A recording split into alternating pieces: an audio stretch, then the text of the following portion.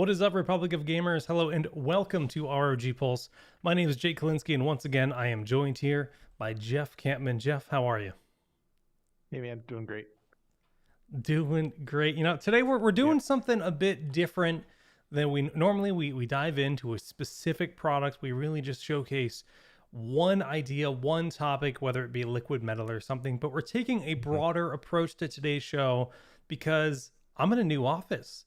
And this new office has been a dream of mine for many years. It is like my dream stream room. And we're going to talk all about creating a pro stream setup, but also just kind of the beginnings, what you need to do to get started in streaming, if that's something you're interested in, and all of the above, all things streaming. Because Jeff, you and I, we both stream, but we stream in very different setups. Yes. Yeah. You take vastly different approaches, and I think we've arrived at both arrived at good places and for what we do, and like it's just interesting to chart that course. So yeah.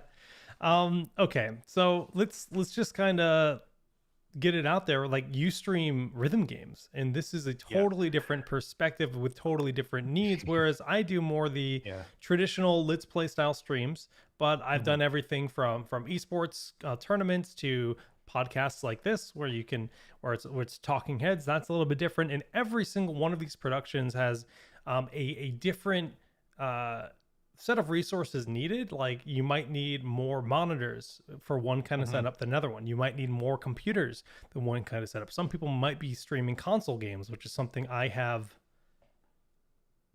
I've done like a handful of times. It's just not, I'm a PC gamer at the end of the day. I have done console streaming, but that is, again, different resources needed for that. That's not my world at all either. So, which is fine. I mean, to each their own. Right, exactly. And that's the thing. I mean, that's the thing about streaming, I think, is that no matter what you're doing, everybody's got their own space. Everybody's got their own requirements. They got their own. I mean, again, it's also a competition, I think, for novelty. Like, what can you bring? What can you bring to the space that hasn't been done before? So it's tough. But just to kind of give everybody an idea of what we're looking at here, this is the new room, and this is the ancient webcam. This is the webcam that I started streaming with like 10 years ago. So the webcam's not doing us any favors when it comes to showing the quality of this shot, but you can see I've got the primary streaming setup, keyboard, mouse, camera. We've got acoustic paneling on the walls. This is my audio interface, which is not something that you need to have when you're getting started streaming, but it's a nice thing to have. My main desktop is right here, the microphone right in front of me. And to my right, I've got another camera. This is our product shot camera, where we do demonstrations and we show stuff with computers. And again, just kind of rolling through the setup. We'll wake this guy up. He's taking a little snooze. We can actually swap directly over to that top-down camera and showcase that. But then again, we were talking about if you're doing console streaming, if you're doing multi-PC streaming, this is our new tough capture card, the CU4K30. This guy is plugged directly into this machine, so we can immediately look at this monitor directly. So if I was playing a game, you get the full screen for that monitor. So there's a lot of different components. There's a lot of different pieces, in this whole room setup. But it wasn't where we started, to say the least. Like, this is not how you start streaming. You don't jump right in and do this. You can, but it's going to be a bit challenging for the average user. And yes, this is an RGB chair. This is the ROG Cherry. That's the finishing touch. You always need the RGB chair. Of course. And you can have it. Yeah. So let's kind of just start about, humble beginnings. What do you need to start when it comes to streaming? Jeff, let's see if you can get this right. What do you need to start streaming? So honestly, I guess we can start like when I've been playing. I specifically stream Dance Revolution or Step Mania, which is an open source clone of it. And when I got back into that, I had no intentions of ever sharing it with the world. I was just setting up that, it's like everybody knows what a DDR pad is, the 4-directional arrows. I was just throwing that on the floor in the living room and hooking it up to a PC in there and, playing. But one day I was like, wouldn't this be more fun if like I was sharing this with the world and chatting with people while I was doing it? And I started digging around in my vast trove of technology acquired over the years. And I was like, okay, well, I guess I have a webcam. I can point this down at my feet when I'm doing it. Run that into the PC, fire up OBS, create a camera source, a game capture, make a basic layout, which could be a whole topic in itself, honestly. But with that, I was ready to go. Like I just used the hardware encoder on the GPU in that PC and was off to the races. And it's kind of spiraled out from there. But yeah, I think again, and the way I actually talked with the audience at that point, and still do, in fact, I have a wireless headset. That's my microphone, and it lets me play the game without like disturbing people. So you have a mute on that, like somewhere locally? Like, is it on the mic itself, or? Yeah, you can mute the headset. Just tap the ear cup. Yeah, so that's what I do. Because this is a totally different genre of streaming. A lot of people don't think about. You try streaming virtual reality. You try streaming rhythm games where you're breathing more heavily. Let's face it, I've done some Beat Saber streams where I was using the microphone on the Vive headset, and you go back and I went back and I listened to it, and it just sounds like this oaf that is out of breath, and it's not a very charming experience to watch that. I try and avoid subjecting my viewers to that if at all possible. So yeah, smart. So again, but that's a specialized situation where that you thought about it. You said, okay, I need to be able to do this, and bam, easy solution. And you just use a headset. Any beautiful wireless headset will do that. I read beautiful in chat, and I was just like, oh, I said beautiful. I'm Ron Burgundy sometimes. I read something and I say it. But yeah, I mean, so that's one way to do it. I mean, if you're just trying to get started these days, it's so easy to get a face cam or get like whatever you want to point at the action. Asus makes webcams. There's a gazillion of them on the market because we've just come off this whole work from home thing. The thing I obsess about most, whether it's for photography, videography, streaming, whatever, is lighting.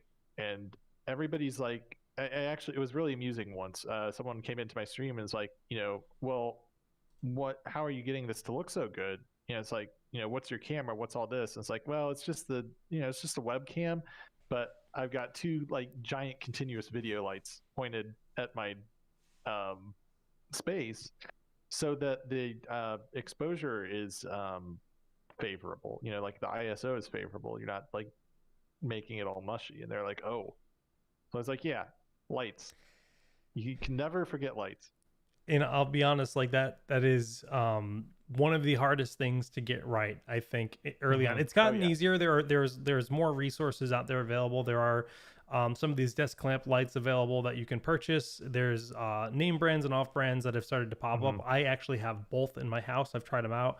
I think that they work well. You have some professional photography lights which really get the job done. Like those are the LED thin panel lights work well, but the ones you have work a little bit better. Yeah, if I was going to do it again, like I have continuous lights that are sort of like they're similar to like studio strobes. But LED technology has come a long way since.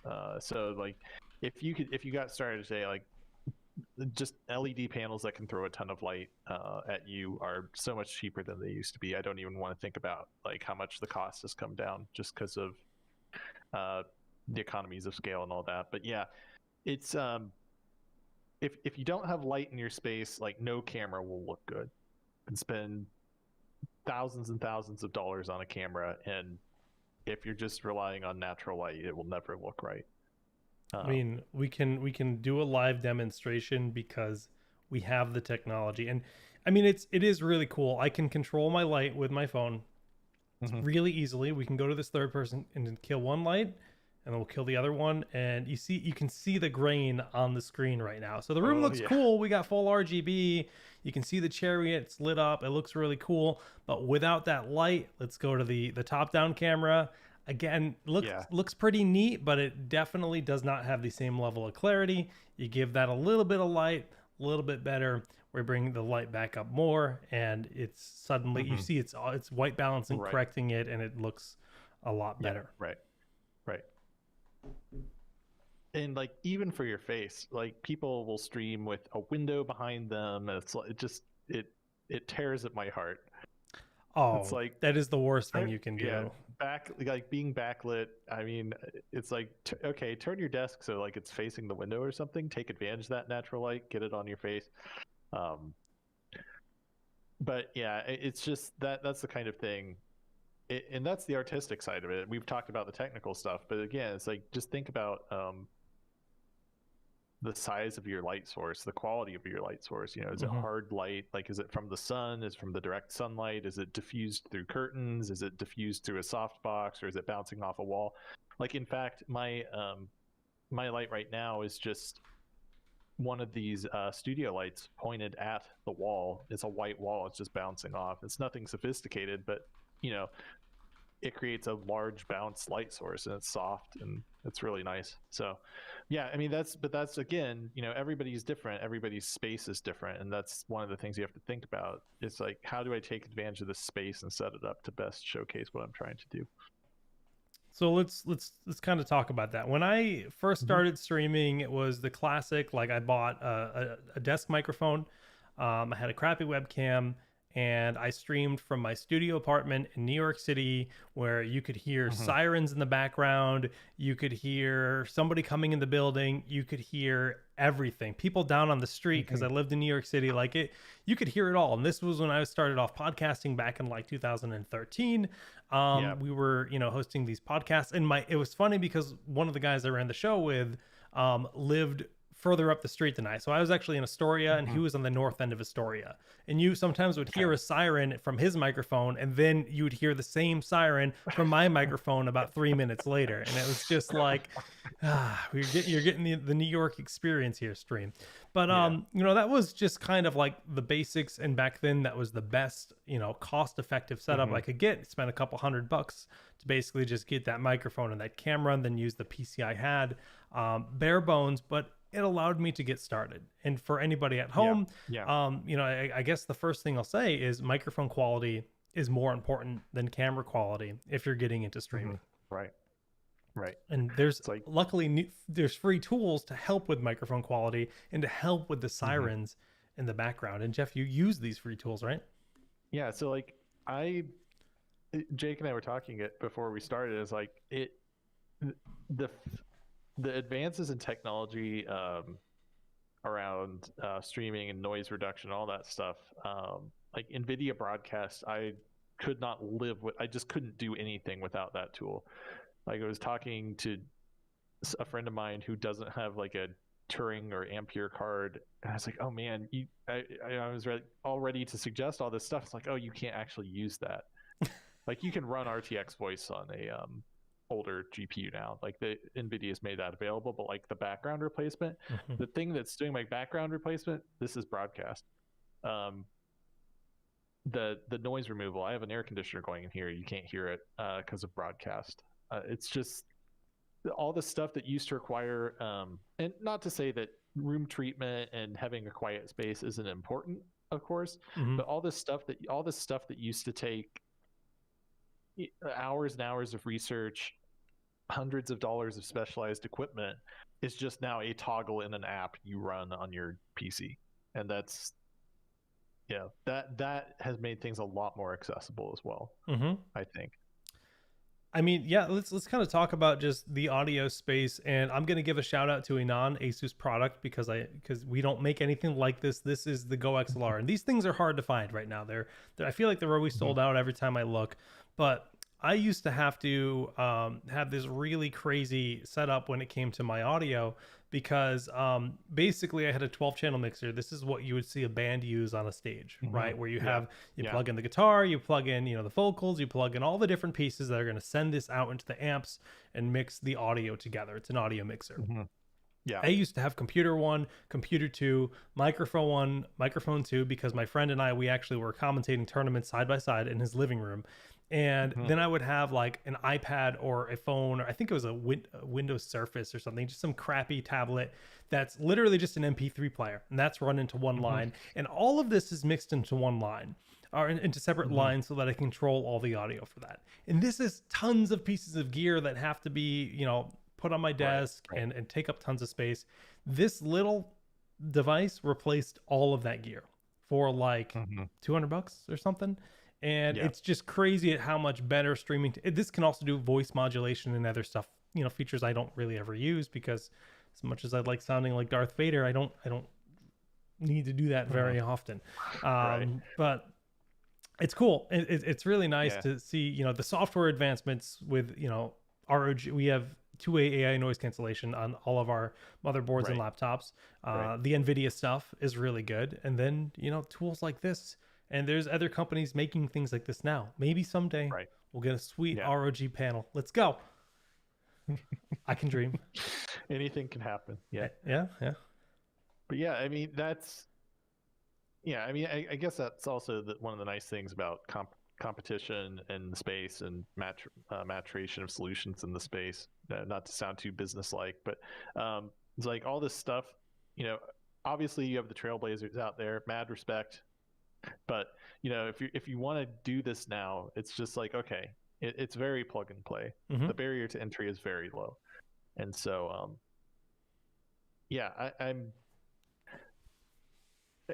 I'm by no means like a big personality. Like, that's just not, I'm not trying to overstate or like puff up my success on Twitch, but you get affiliate and you get like 10-15 viewers, and like, again, that's perfectly satisfying. As a hobby to have fun with, it is a very fun community. Twitch has so many people that just want to bond over whatever game or community that they love. And exactly. That's why it's great. And for Dance Dance Revolution, it's like everybody has a story. Like, it's like, oh, I was playing on the cabinets back in the early 2000s or whatever. And it's just really cool, people seeking that out and finding you and talking about that experience and sharing enthusiasm. And you get people who've never seen it before and just want to, they're like, oh, what's this all about? And you get to share it with them. And it's like, I obviously have I'm not trying to do it for a living. Again, mad respect if you are, but as a hobby, it's super rewarding to just not be like isolated in your room and just sort of toiling away at it. I mean, obviously that can be satisfying, but sure, sharing your experiences is the thing about with like-minded people is really cool. The thing about DDR in general is DDR used to be a community where you could go to like your normal arcade and see the regulars to meet, but then you could also travel with your group to like a different arcade to like show off your skills and see if their regulars are there and stuff. And like, I don't know if you did that, because I played a lot of DDR in high school, and I didn't get quite that into it, but there were always people at the place where I went to play, and it's like, oh, did you make friends with these guys, or did you at least meet some of them or get to know them? I just remember there was a DDR place we would go to. It was about 45 minutes away. There was always this one guy there. He was always there. He must have weighed 350 pounds, and he could beat any song in the game. It didn't matter. He was so much better than me at the game, but he can only play one song at a time, and then he needed to rest. But I was just like, this guy is a god. Like, you look at him, you're like, what is this guy gonna do? Like, we're all like, 16-year-olds snickering, like, look at this guy. And then he goes up and we're like, our minds are just like blown away. And I'll never forget this moment. Like, it was just like such we must have talked about it for weeks and weeks and weeks at school, because like, again, that cultural moment passed, and like all the machines gradually broke down, and Konami wasn't making more of them. They are now, but those communities dispersed, And so, Twitch or YouTube, I suppose, or anywhere really where you can stream, that's how these things reform. Well, Stepmania was born, and yeah, right. it all kind of just was reborn in its own way. Yeah. Yeah. So, I guess my point there is, if you want to try this, like, don't feel like you have to have the God tier setup. No, the God tier setup is, I'm really jealous of Jake's face every time he posts an image of it. But it's like, this is amazing. But again, like, if you just use what you've got, the baseline, just because of the upswell in technology and advancement, the baseline that you can get out of what you have is probably surprising. So, well, let's talk about this space, because this space is brand new. I've literally been streaming in this space for days. It's been 4 days since I've been in this room, and it's still not exactly perfect, because there's tile floors. It's a square room. I have noise cancellation on the walls here behind me, but it's honestly not enough. The other walls are all bare. I need a rug. I need other things. And these are all things we have to consider. But comparing this to where I was, I've been in this home for 5 years, and our basement had a partial renovation. And basically a year ago, I tore everything down. I ripped it all apart, and we hired someone to finish it. And that's kind of where I am now. But in that old space, we're talking a dingy rug from the 50s, like this, we're talking, knotty pine paneling on the walls. Like, this space was not good looking. There were spiders everywhere, like infinite spiders. No matter what you did, there was more spiders. And you wouldn't want to be like, hey guys, this is my sweet streaming room. And I did do virtual reality in that space. And initially I was like embarrassed, because I was just like, God, this looks like such a dump. But because that's my home, right? Unfortunately, that's what my basement was. That was the space I had available to me to stream in. So I just green screened it, right? It just hung up a big blanket, made sure my audio quality was good, made sure I had enough lighting to achieve a nice clear visual with the green screen, and no one ever knew, right? Except for those VR streams.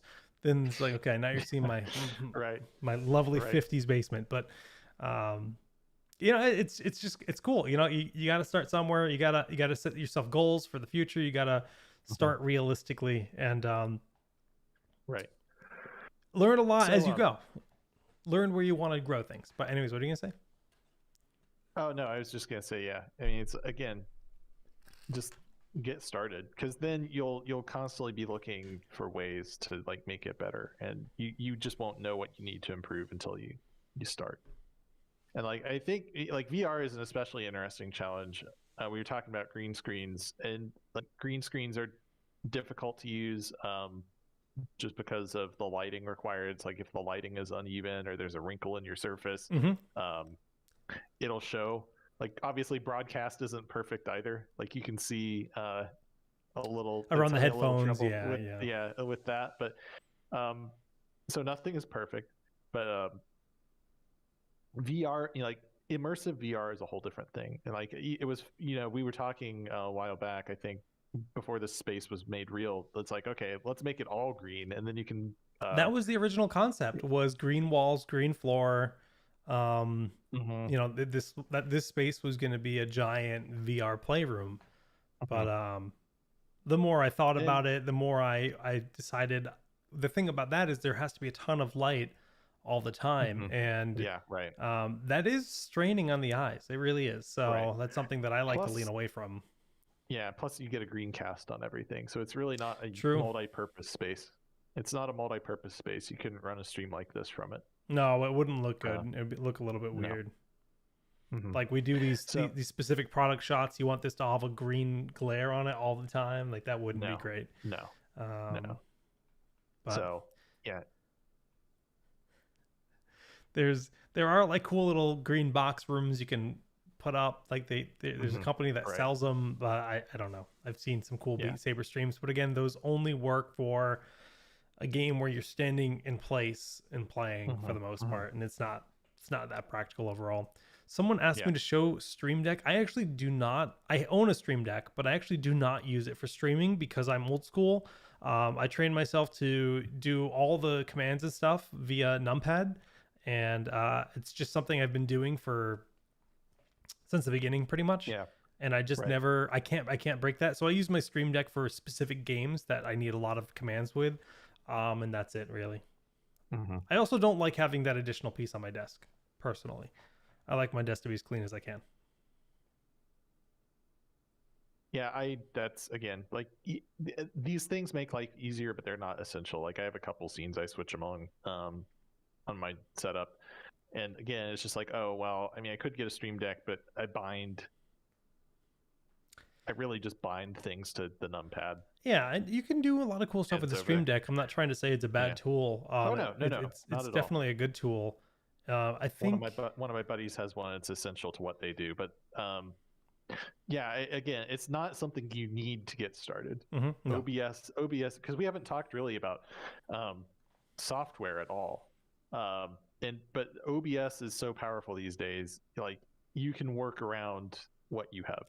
I don't think there's a feature in OBS that I don't want as of the most recent update. It did have a few things that it was lacking, but it's insane OBS is still free. It's always been free. It's really got everything you need to use, and it's not hard to learn. Yeah, right. And especially now it's a lot more user friendly with release 27, I think. Yeah. You have undo now. You have undo and redo, which you never had before, which that drove me nuts because I was constantly reaching for Control Z and it's like, oh, it doesn't work. You have scene transitions now, or is it source or scene transitions? I think source it's transitions. Yeah, scene transitions have always been there, but before, if I wanted to show a source, it would just show up or disappear, but now I can just fade it in like that. This feature was actually the one thing that kept me from using OBS for a long time because personally, like I just think if you don't have that transition, it looks here. We can demonstrate it here. It looks bad. Like that's that looks awful. So yeah, I mean OBS is just, it's like you said, it's gotten so much more powerful and it's just free, and it works with practically every like hardware combination you can think of for like the various media encoding frameworks for your graphics card, like whether you have Intel QuickSync Video, NVIDIA NVINC, I think AMD, the Advanced Media Framework or whatever it is. Again, whatever you have, it works with it because it's open source, it's extensible. Obviously, some things are better than others for that, but again, you can just download it and play with it, and so long as you have like a webcam to get started with, you're in business. I actually do have to give XSplit a shout out really quick, just because XSplit is where I started out streaming with. OBS didn't exist yet. XSplit is something that when they were first getting started, I think I paid $40 for a lifetime membership. Like this was like it was a brand new program. Because I started tinkering with live streaming technology in like 2011, like basically when Twitch was launched, I was doing stuff with Twitch. But I still think to this day XSplit has the better interface. I think it's a better user experience. XSplit really struggles when you start to do like really complicated broadcasts like what I do. It really uses a ton of memory, and that's where I don't like it. But if you're just doing a normal stream and you're interested in XSplit, I think it's easier to use as a whole. But it is not. It might have a free version, but there's definitely a pro version. Yeah, it's and if you're buying ROG hardware, like one of our graphics cards, usually there's an XSplit voucher in the box. So if you want to get started with it that way, you absolutely can. I don't know. I wish I knew what an exhaustive list of what all does come with that. I think the graphics cards for sure. The motherboards might. It depends, but might come with some laptops too. Honestly, I remember I think it comes with the laptops. It was the Duo had it, I believe. So that is again not really a barrier to entry, but we are. I've been saying so far. Well, you don't need that much to get started, but since this is about creating your pro setup, like are there things like cameras, especially 60 fps 1080p 60 fps webcams are still really rare. Like the ROG I think was one of the few, and like if you want that kind of quality from a larger camera, that's where you need to start thinking about, okay, I'm gonna get a mirrorless, I'm gonna get like a cam link, or the CU4K30 even will do if your camera has HDMI out. One of the cool things about the CU4K30 is you can use it like a cam link. Yeah. You could just do your camera feeds through this. Yeah, you don't. So there you go. Stay in the Asus ecosystem, right? It's again. So you have that. It's like the thing that really opened things up for me is like when I got that HDMI capture tool, like that just really expanded my horizons. Like my mirrorless camera it's a Fujifilm X-T3, great 1080p 60, like APS-C sensor size. It just looks like $1 million. Like you're looking at the output from that right now. So that's and having like variable focal lengths and being able to frame your shot differently and getting like a more flattering facial perspective, even just for your face cam, like it just opens up. Having that versatility versus like a standard webcam just opens up so many avenues for what you can do with your setup. I think like Jake's got the Panasonic GH4 there, same deal. Yeah, this is the DSLR in front of me, just mounted to the desk. That is an old school camcorder. It's I don't know, it's probably a 2012. It's probably about 9 years old. But we're talking about 1080/60, and it does a good job. Back then that was a $600 camera, which was big budget for me. But it's still like, I wanted that good quality. And then again, we look at a C920, which I wish I understood why webcam technology is still so poor, because we look at cell phone cameras and they're fantastic. Why can't they just slap a cell phone on a webcam? But guess what? You kind of can. Yeah. So I mean, for my stream setup, even like I was just, obviously, I'm kind of crazy, but I'm not going to go out and buy like a second mirrorless just for my hobby. So I was like, how else can I do this? And it turns out, for mobile phones, there's apps, there's ways to get like the camera data and like the signal processing on like phones like the ROG Phone 5 now. Even from a relatively small sensor, having that advanced ISP behind it, you can get great looking output right from your phone.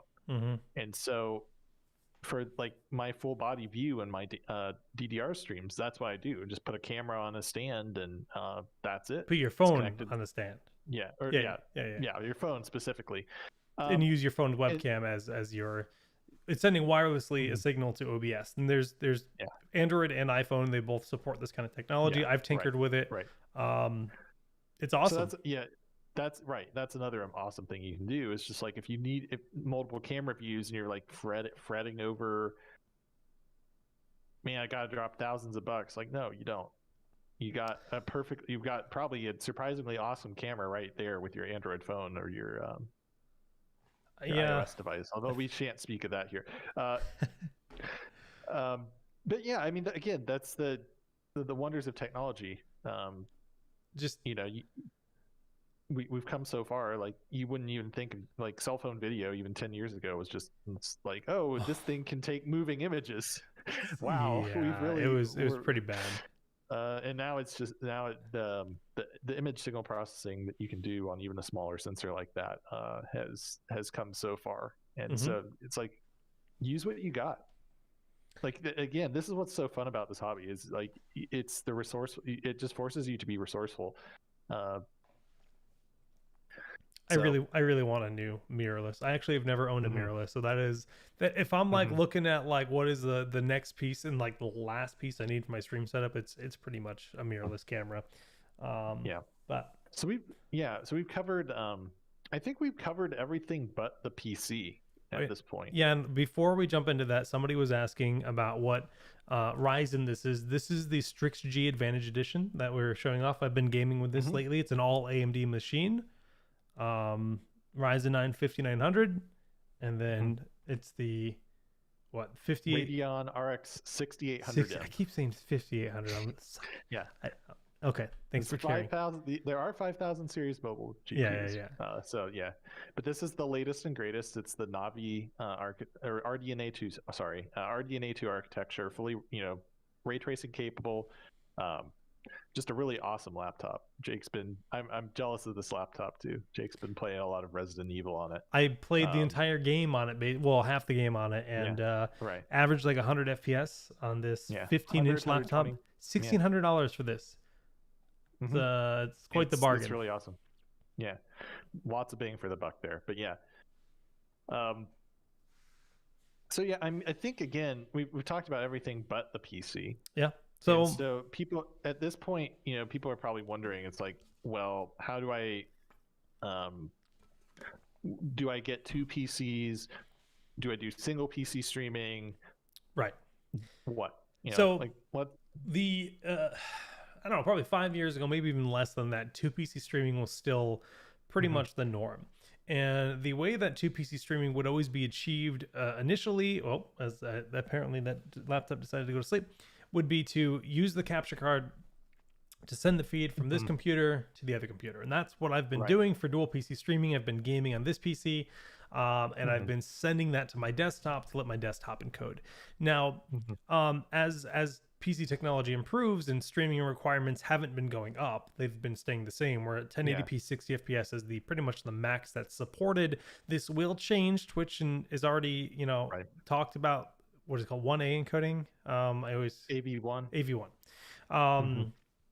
It's a new kind of encoding that's going to bring us up to higher qualities in the future. So this will indeed increase what your PC needs to encode that.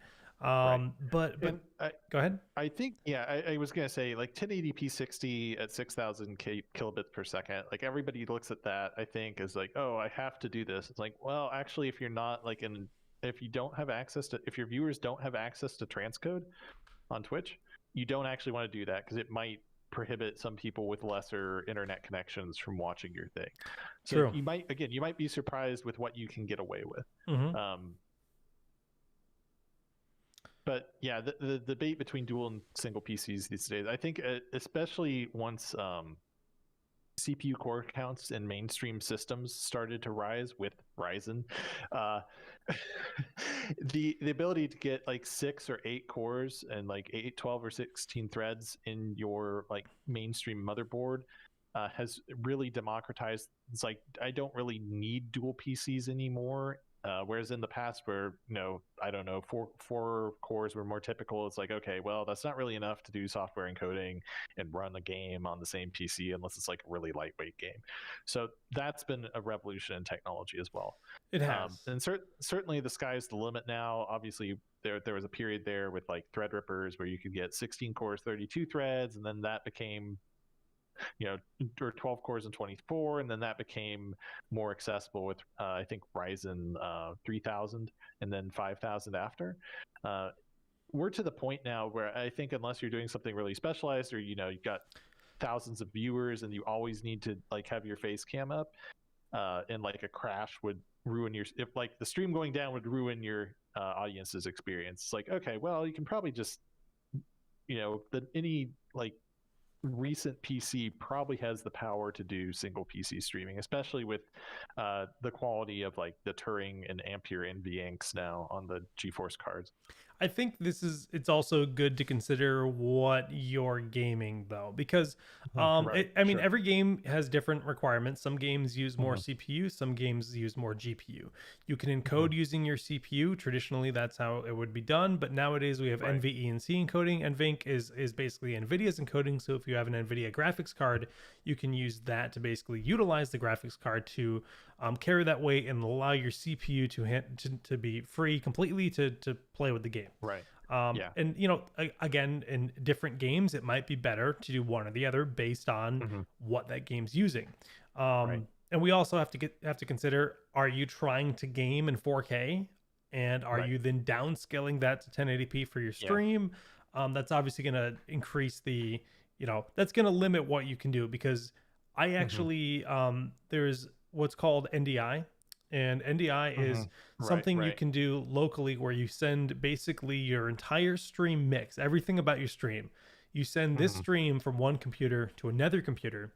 So I actually will do this in some cases when I'm gaming in 4K. Regardless of what my PC can do, I just don't want to risk a chance. So this computer back here becomes my streaming PC. where all it's doing is receiving the stream and then doing the encoding up to Twitch. And I'm just freeing up those resources. Do I need to do that? No. Is it a little, but what does it cost me? A little bit of electricity to run that machine? Whatever, Yeah. Well, plus the upfront investment, but yeah, to get the hardware itself. Which is not insubstantial, but yeah, I mean, it's still like, yeah, I think there's certainly a case to be made for dual systems. There's still some merit there for sure. Right. Yeah. But like, I don't, I have, if you're streaming Fortnite, you don't need it. Yeah. Like I'm streaming, I have access to far more PCs than the average person because I'm in, well, that's what we do because I'm lazy. Yeah. Right. And I'm still lazy where it's just like, I just don't want to mess with having to manage all this stuff. It's like, keep track of everything. So I run my stream off one system just using the NVEnc. And it's like, if I wanted to like record the stream locally and use CPU encoding for that, I mean, okay, fine, we can do that. But yeah, I mean, you might, if you're building Intel even, you might be surprised to find like with the 11th gen CPUs now, the onboard graphics, the Intel QuickSync video codec on those now is really, really good. I think it's probably as good as NVEnc if I was just like I really would like to try that one of these days. Yeah, I would probably need to run some more formal testing on it, but like it looks really good. And so you may have like multiple accelerated video encoders in your PC that you can use for these different purposes, and you might not even know it. So it's like, yeah. So you don't. Again, I think what I'm trying to get at ultimately is you might think you're like, oh my gosh, I need the 16-core, 32-thread CPU. I need to spend, thousands and thousands of dollars to build like this monster rig. It's like, yeah, if you want to go super extra and you want to like do X264 encoding for your stream to make it look like HD video quality, like you can't tell the difference between the gameplay and the stream. I mean, you can do that. I fully endorse it. I think that's a fun thing to try and do. It requires a lot of processing power, but again, it's not the end all be all.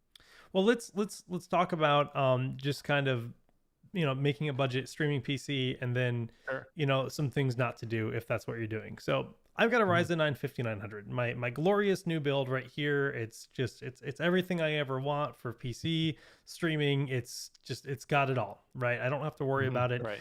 Not everyone's going to have that. So right now, I think, if my brother was building a PC, he wanted to stream. He actually works for Bungie on Destiny 2, and he wanted to be able to start streaming some Destiny 2 once in a while because he plays a lot of the game. I was like, sure.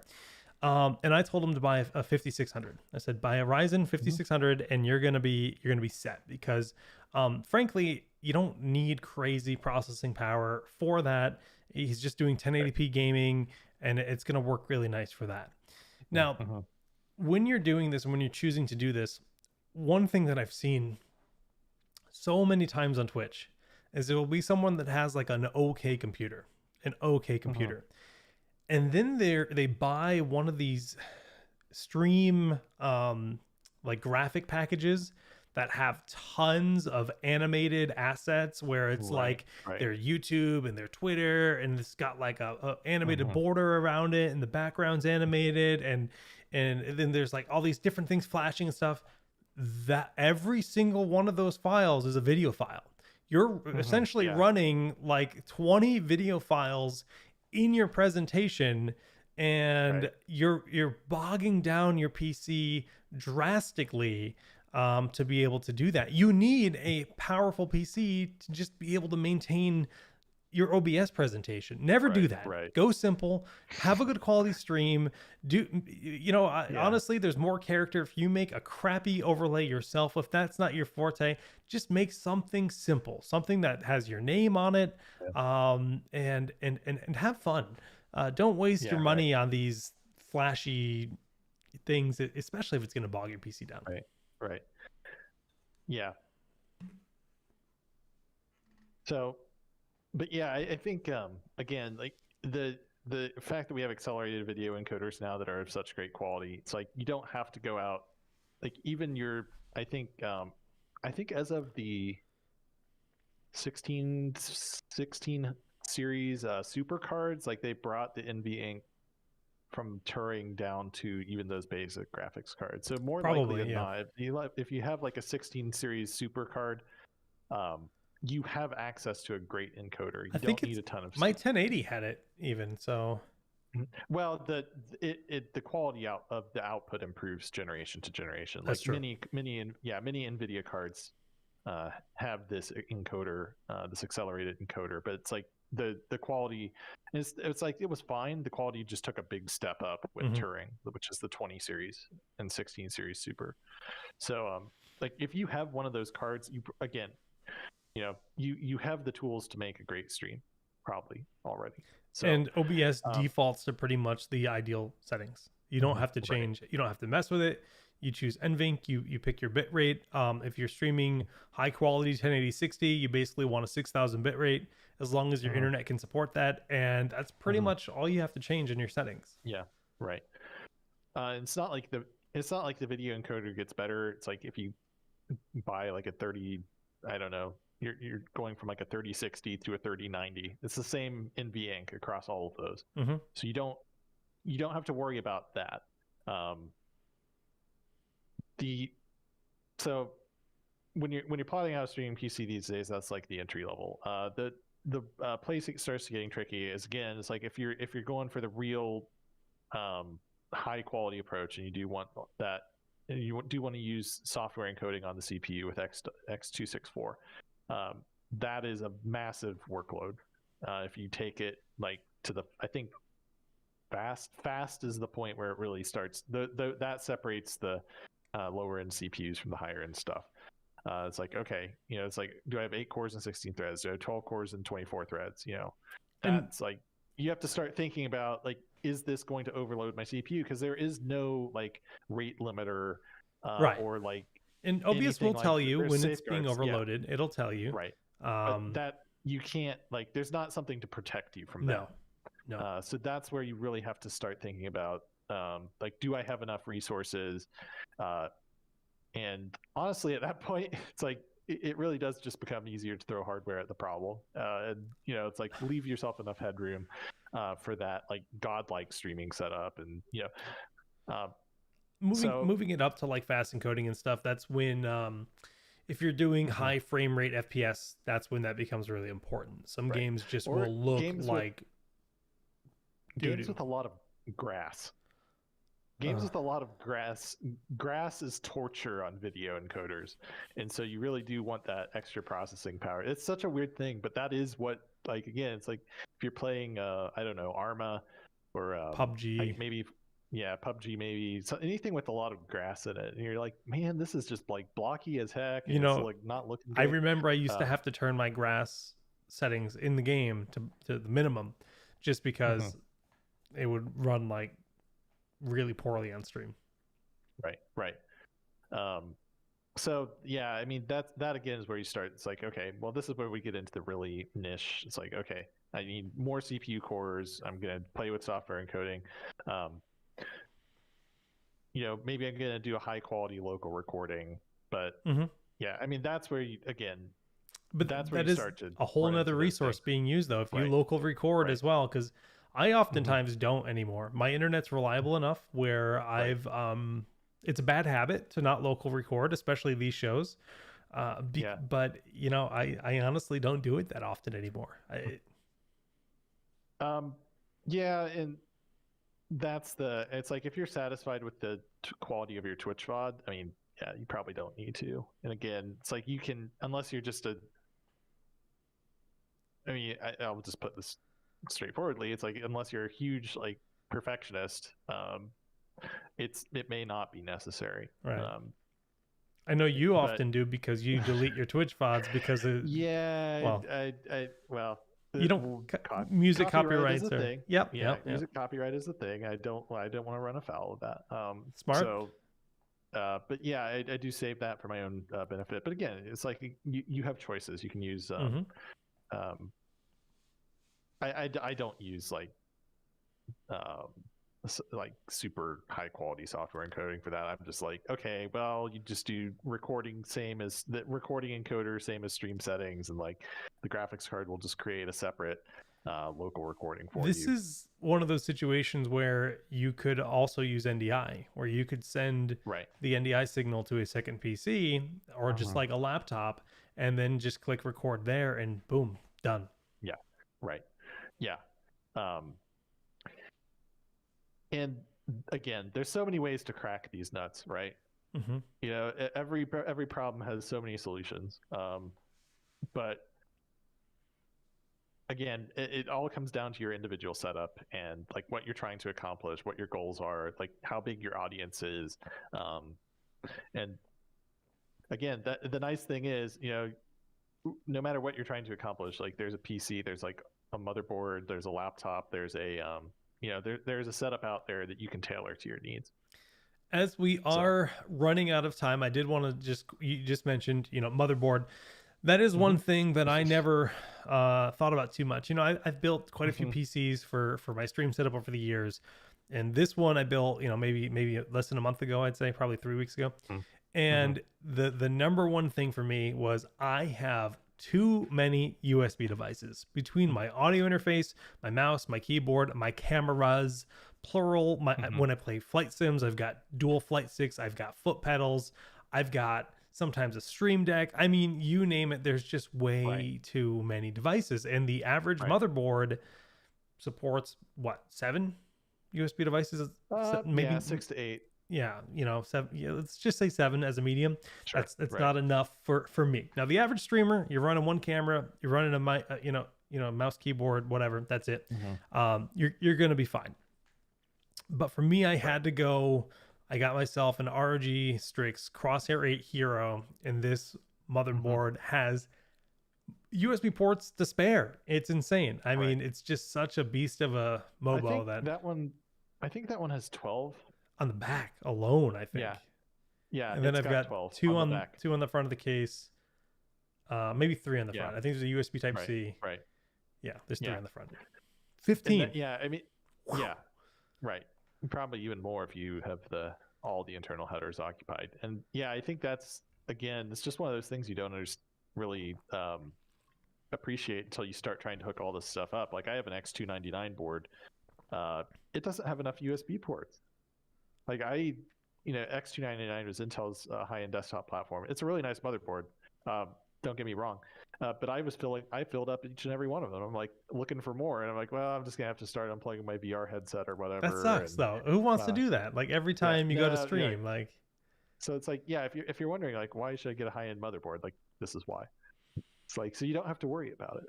So you can just do what you need to do. And granted, not every motherboard's gonna have that, boatload of USB ports, but it is something to consider. If you're building an enthusiast, dream stream setup, get yourself a lot of USB ports. Right. Because it's like you'll look at that and it's like, am I really going to use all of this? If you're just gaming, maybe not. But if you're streaming, if your ambitions are large, it can quickly outgrow a lesser motherboard. So we just did this was an impromptu topic for this week. We're just like, let's talk about streaming. Yeah. Going for almost a full hour, Jeff, just kind of rambling about the joys of streaming, getting into it. And the thing I love about it the most is, again, it's just like it forces you to be so resourceful. And really think about what you're doing. And like you start, it's like, I want to add this to my stream. Well, what do I have to do? And it's a really fun hobby because you get to pull out, at the end of the day, you get to pull out all your toys. You get to apply all this multidisciplinary knowledge for audio, for video, for lighting, for all that stuff, and bring it together in a setup that really rocks. And just look at it. Just look at Jake's room there one more time. I'm real proud of it. It's like, I think I told him, it's like, I'm really excited to see what all we can do in this space. So for ROG. and I mean, you'll be real proud of me because I got my Cobalt Flux in the corner right over there. Oh man. And I will have to do a DDR stream to honor you on my own channel one of these days. I will. Yeah. I will. Not yet. I need to get back in practice first. It's been a few years, guys. But that'll happen. And you know, the it's just nice to have a space that'll work for virtual reality. We're gonna do a VR stream at some point here on the ROG channel. I would love to jump in and play Half-Life Alyx or something like that. I don't know. We'll figure it out when the time comes. If someone mods Resident Evil 8, I will play that in VR. How's that? Ooh, you're a braver man than I. I love that kind of content. But yeah, I guess the last thing I'll say is any questions? Did we like overwhelm people with our I was just gonna say, feel free to tweet at me if you got a specific question about streaming and you want to get involved, you want to do something in particular. Don't be afraid to ask, because you know I love talking about this kind of stuff. It's obviously my hobby that turned profession, and it's just a lot of fun. Any pre-builds perfect for streaming? Again, perfect is different for every user. Like I have a GA35 that would be amazing for the average streamer. For me, there wasn't enough USB ports, right? But again, I'm doing these over the top streams, so I had to go in and build myself a machine. But a GA35 or a GL12, both pre-built machines that we make would work really well for any normal stream. Right. And honestly, again, we've been talking about this a lot, but like the amount of power you can get in a laptop these days. I've streamed on this. Right. But you have, like, with our 2021 gaming laptops, you have an 8-core 16-thread Ryzen CPU. You have an 8-core 16-thread Intel CPU. You have an NVIDIA Ampere graphics card in there with the NVENC. You've got machines with Thunderbolt ports that you can break out to a hub if you need to, or whatever. You know, it doesn't even have to be a desktop. Like a laptop is a perfectly capable single system gaming and streaming platform now. The Scar in particular is quite good. The Strix Scar 15 or 17, you can, you know, HDMI port on the back. You can run that out to an additional display. Zephyrus Duo.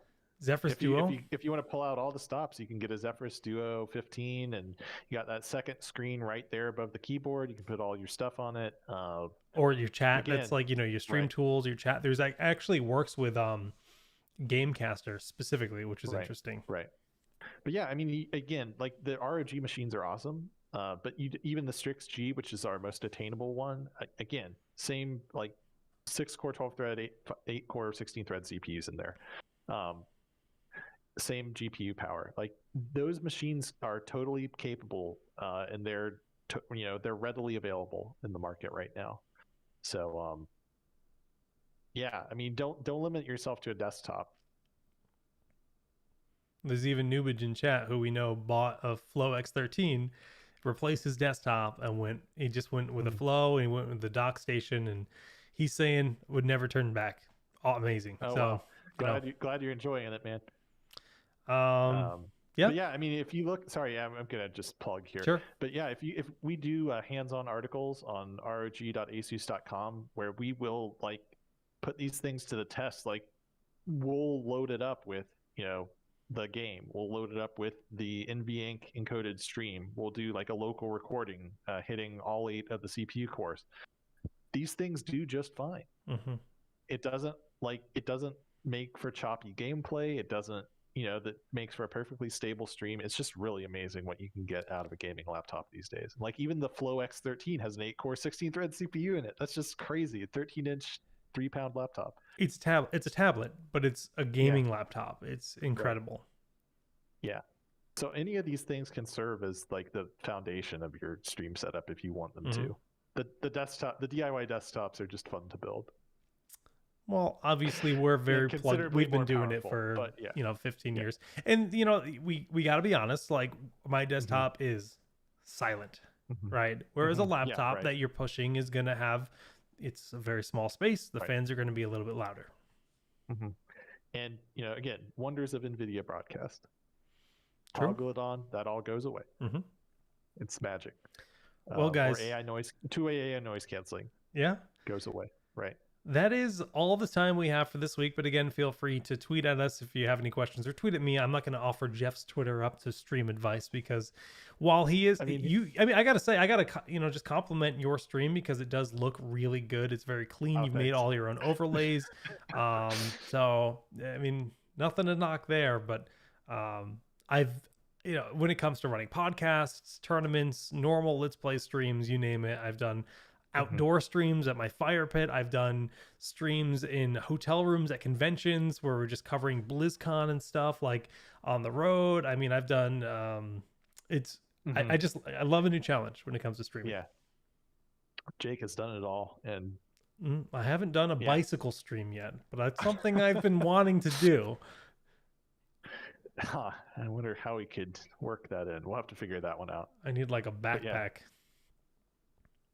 Backpack power brick or something. Well, think on it, and if we can make it work, we'll have to try it. Okay. Well, guys, that is going to do it here for ROG Pulse. Tomorrow on Twitch, I will be playing Chivalry 2 on the Strix Scar 15. It is a first-person sworder, not shooter. It's a melee combat, medieval times, bows, swords, axes, maces, you name it. I played a ton of Chivalry 1 back, in my college days. Really, we had a lot of LAN parties where we just played Shiv, and I'm looking forward to diving into the second game, which just came out 2 days ago. So tune into our Twitch channel. If you don't follow it, go follow it right now. Jeff, any final words? No, I'm looking forward to it. I think you're gonna do the Scar 15. Yeah. Tomorrow. Yeah. Yep. Oh, that'll be awesome. Yeah, I really want to see it. So. All right, guys. Cool. Till next time. GG's.